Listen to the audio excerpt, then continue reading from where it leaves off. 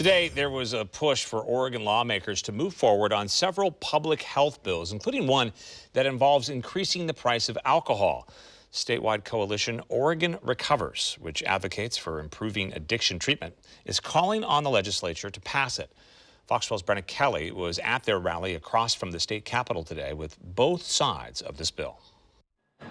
The organization Oregon Recovers aimed to get their message across by displaying more than 1,200 flags on the lawn from across the state capitol. They represent Oregonians who've died this year because of substance abuse.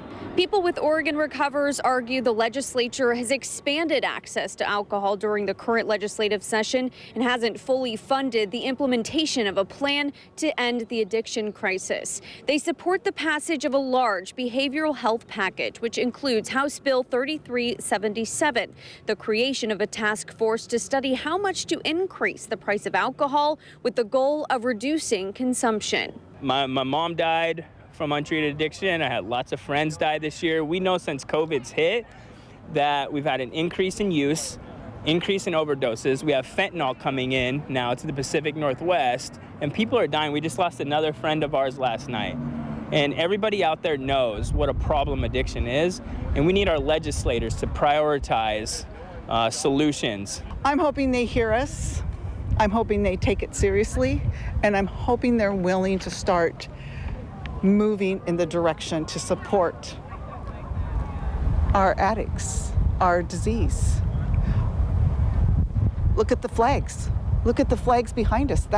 Do we need to say any more? Not everyone is on board, though, with the entire proposed behavioral health funding package. The Oregon Beverage Alliance, which is made up of local brewers, winemakers, and more, released a statement after the Oregon House Behavioral Health Committee held an informational meeting on the comprehensive package.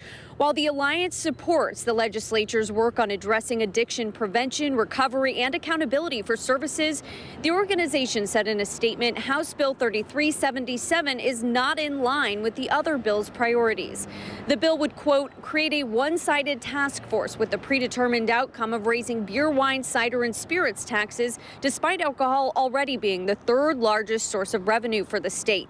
It goes on to say only 3.5% of existing alcohol revenue is dedicated to addiction recovery. Quote, before raising taxes on Oregon's local breweries, wineries, cideries, and distilleries, politicians need to deeply examine the current system and why existing dollars are not being spent on these programs so resources can be directed where they are most needed.